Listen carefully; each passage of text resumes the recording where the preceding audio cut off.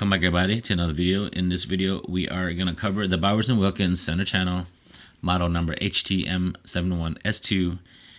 I'm going to give you guys a quick review, and at the end we're going to find out if this Bowers & Wilkins center channel is worth the asking price. So we all know that the center channel is going to be the most used and your most important speaker for your surround sound. And if you consider a subwoofer a speaker, that would be your second most important speaker for your surround sound. Now, I've had this Bowers & Wilkins center channel for a while now, and I play around with it, move it around a lot, and it hasn't failed me. But I felt it because it is pretty heavy and it's easy to slip and slide when you're trying to like maneuver by yourself, trying to get it to a certain height.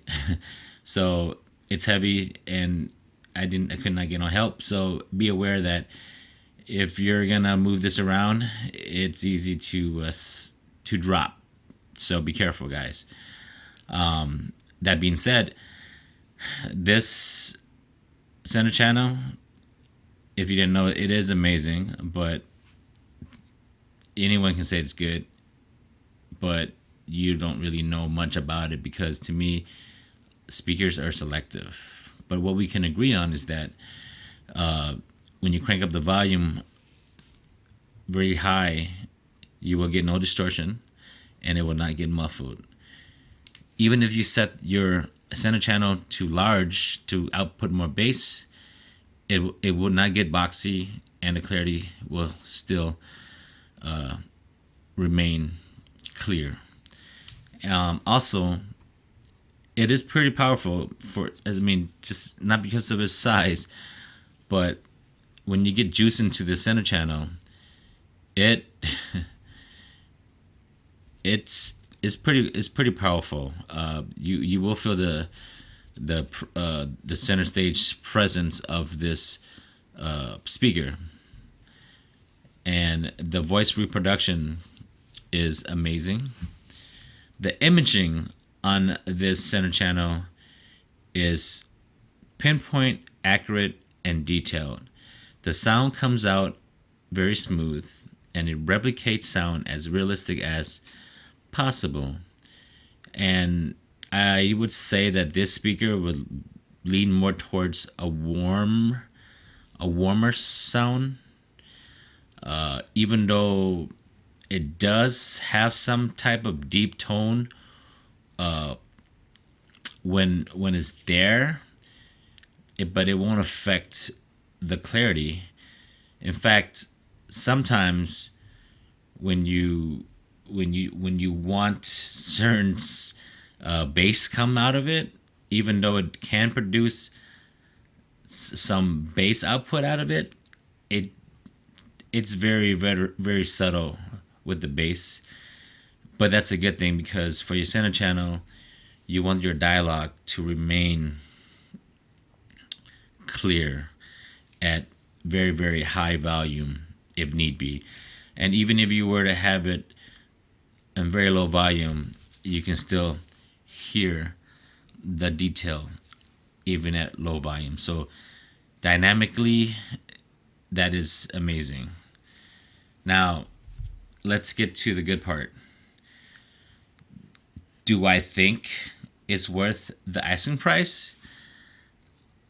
I will have to say yes. At first I did not think it was, because I have less expensive center channels and they do a great job. I'll probably do a review on those too in the future. I just want to get this one out of the way. And I couldn't figure out too much of a difference besides the size of the center channels. But what I have concluded was that with these Bowers & Wilkins center channel, even though it is a bigger beast, when you're running, sometimes I crank up the volume and I push it really hard just to do certain tests at certain frequencies, And no matter how high I crank it up to, it's the voice uh, output or the dialogue. It doesn't like get deep or like too deep, right? Because you don't want it too deep. You just want it to be crystal clear. So I've noticed that with the less expensive ones, even though they're great, when you turn it really crank it up, which it's not going to be at the volume that you want to set it to anyway, but just to do the test, those ones get pretty deep in the dialogue. So so that's why I will have to conclude that if you want the best the money can buy for a center channel, I would have to say it is worth the asking price, but I would not pay more than $2,000 for a center channel. But that's just me. But that is it for this video. Thank you guys for tuning in. I'll catch you guys on the next one. Hooded Dragons